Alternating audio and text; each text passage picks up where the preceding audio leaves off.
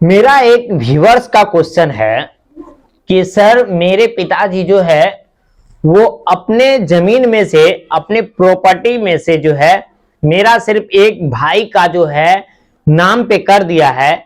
क्या मैं उस हिस्से में जो हूं अपना हिस्सा ले सकता हूं या नहीं ले सकता हूं, और लूं तो कैसे लूं? ये उनका सवाल है और ये सवाल बहुत ही अच्छा लगा हमको।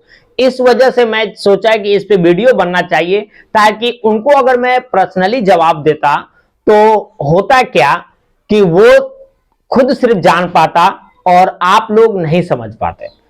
आज जो मैं आप लोग को बताऊंगा तो उन्हीं के सवालों का जवाब आप लोगों के बीच में रखना चाहूंगा ताकि आप लोग भी जो है इस बातों को समझ जाएं। क्या पिताजी का प्रॉपर्टी में, पिताजी के जायदाद में कोई भी संपत्ति है उनका, तो उसमें आपका हिस्सा, बेटा का हिस्सा होता है या नहीं होता है? अगर होता है तो कैसे होता है और किस प्रकार से लिया जाएगा, वो चीज मैं आप लोग को जानकारी देने वाला हूं।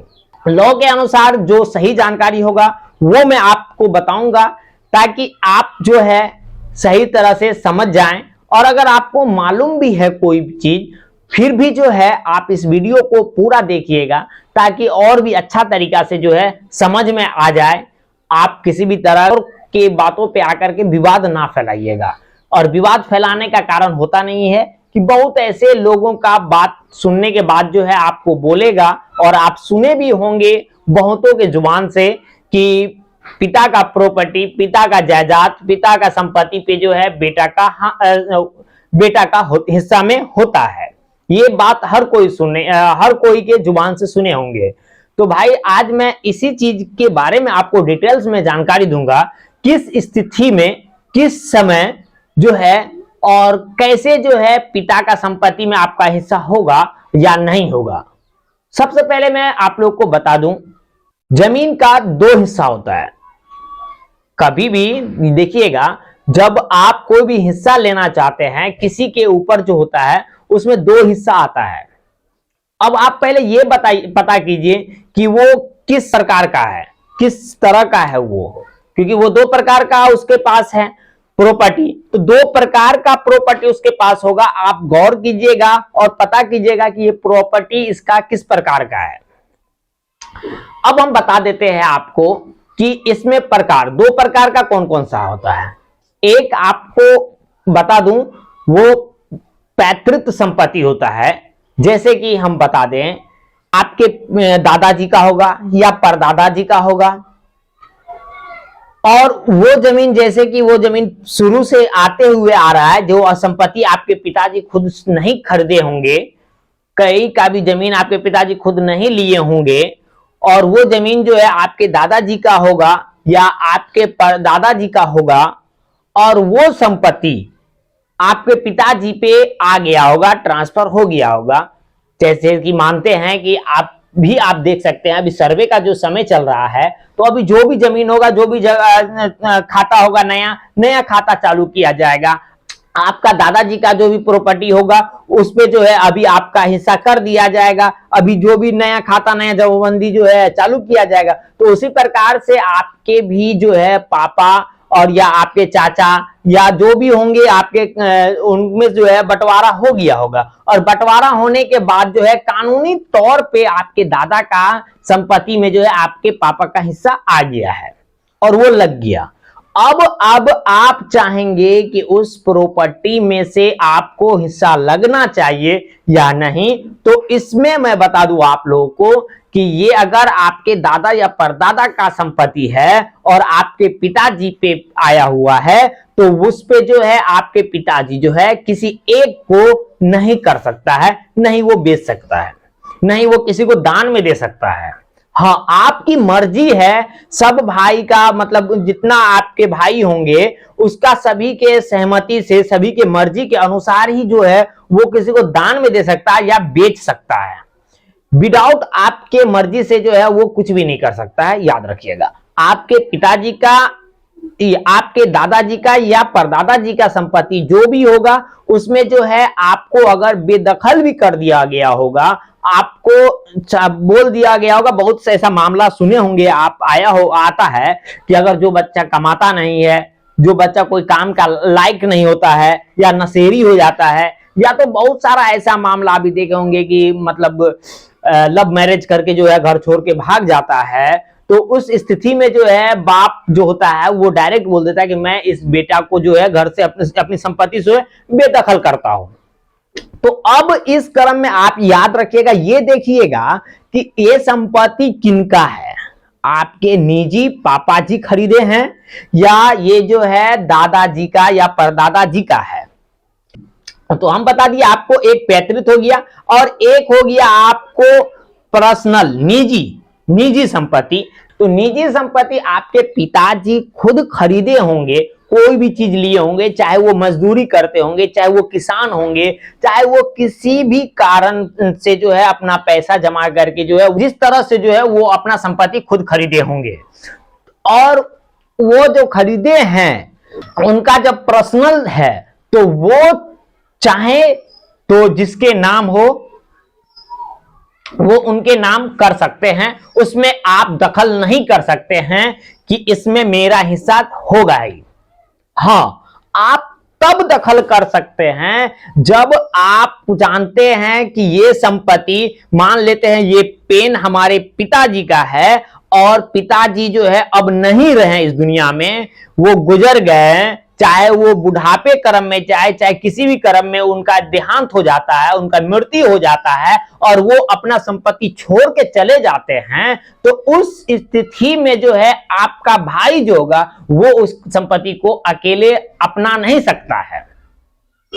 अगर वो अपना भी लेता है, हड़प भी लेता है, तो उस टाइम में अब आप क्या करेंगे, तो अब आपको जो है डायरेक्ट कोर्ट का सहारा लेना होगा। अगर प्यार मोहब्बत से नहीं दे रहा है तब हम बोल रहे हैं, अगर प्यार मोहब्बत से और आपको दे रहा है तब तो आप ले लेंगे आराम से। अगर प्यार मोहब्बत से आपको नहीं दे रहा है उस संपत्ति में से हिस्सा, तब अब आप जो है कोर्ट का सहारा लेंगे, वहां पे जो है एक पार्टीशन सूट करवाएंगे और उसके मदद से जो है आपको जो है अपने पिताजी का जो हिस्सा होगा उसमें से आपको मिल जाएगा। हाँ, याद रखिएगा कि पिताजी का देहांत होने से पहले वो किसी को जो है लिखित रूप से नहीं दे दिया हो। अगर वो लिखित रूप से दे दिया हो पिताजी अपने जीते जी, तो आपका हिस्सा नहीं हो सकता है। ये भी सर्वे में भी अभी भी देखा जाएगा आपको, ये याद रखिएगा। पिताजी अगर किसी को लिख दिया है जमीन को, तो वो जमीन आपका नहीं हो सकता है। यदि हाँ वो जमीन अगर दादा का है तब पिताजी किसी को लिख दिया है, तब आप जो है वहां पे दखल कर सकते हैं। पैतृक संपत्ति में आप दखल कर सकते हैं, पिताजी अपने मर्जी से वो किसी को लिख दी है तब। अगर आपका पापा का निजी जमीन है, उसके बाद जो है अपने मर्जी से किसी को लिख दिए हैं, तो आप जो है दखल नहीं कर सकते हैं। अगर वो लिखे नहीं हैं और कोई जो है जबरन आपसे छीन लिया, आपको नहीं देना चाहता है, तब वहां पे जो है कोर्ट का मदद लेकर के पार्टीशन सूट करवाएंगे। सूट करवाने के मदद से जो है आप वो संपत्ति अपना हासिल जो है कर सकते हैं। ऐसे जो आप सोचिएगा कि नहीं मेरे पिताजी का है हिस्सा, मेरा भाई के नाम अकेले कर दिया है, अब हम चाहते हैं कि कोर्ट में केस उस कर करके जो है वो उसमें से हिस्सा ले लेंगे, तो नहीं हो पाएगा। याद रखिएगा, आपका फालतू का जो है पैसा बेकार चला जाएगा, आपका टाइम बर्बाद हो जाएगा और कोर्ट का चक्कर लगा लगा करके आप परेशान हो जाइएगा। तो वो सब चक्कर में मत लगिएगा। पहले आप ये कंफर्म हो जाइएगा कि ये जमीन जो है, जो भी प्रॉपर्टी है, वो पिताजी का है या दादा या परदादा का है। अगर पिताजी का खुद का है तो पिताजी जो है मरने से पहले जो है किसी को लिख तो नहीं दिया है, ये चीज कंफर्म कर लीजिएगा। अगर लिख दिया है तब तो आपका नहीं हो सकता है, अगर नहीं लिखा है तब आप जो है पार्टीशन सूट करवाइएगा, तब आपका हिस्सा हो जाएगा, ये याद रखिएगा।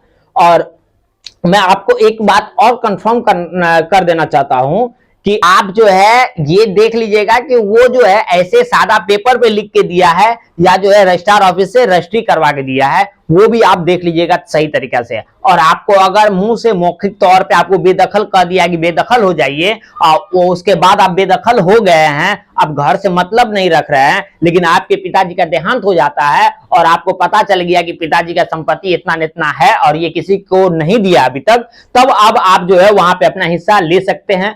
आराम से जो है सर्वे पदाधिकारी को दे दीजिएगा, बंटवारा नामा बना करके, वंशावली बना करके आप उनको दे दीजिएगा।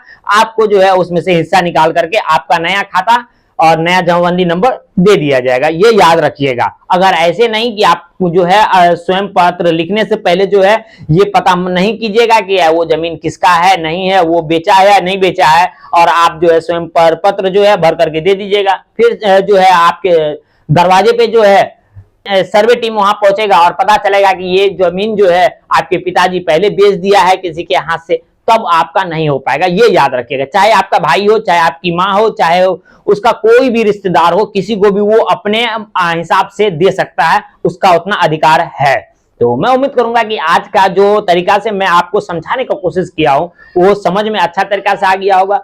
आपको किसी भी प्रकार से कोई भी प्रॉब्लम हो तो आप डायरेक्ट जो है कमेंट्स कर सकते हैं, आप कमेंट्स कीजिएगा तो मैं उसको जवाब भी देता हूं, और सारे कमेंट्स को पढ़ करके मैं कोशिश करता हूं कि एक अच्छा सा वीडियो बना करके आप तक पहुंचे, और आप ही नहीं जितने भी इस उलझन से उलझ रहे हैं सभी को इस जानकारी मिल सके। तो आज का वीडियो कैसा लगा कमेंट्स में जरूर बताइएगा, और वीडियो को लाइक जरूर कीजिएगा, लाइक किए बगैर नहीं जाइएगा। और चैनल में पहली बार है तो चैनल को सब्सक्राइब कर दीजिएगा, क्योंकि आपका एक सब्सक्राइब हमें काफी मोटिवेट करेगा और हमें जो है थोड़ा सा मजबूत करेगा। तो मिलता हूं मैं आपसे नेक्स्ट वीडियो में। पूरा वीडियो देखने के लिए दिल से थैंक यू।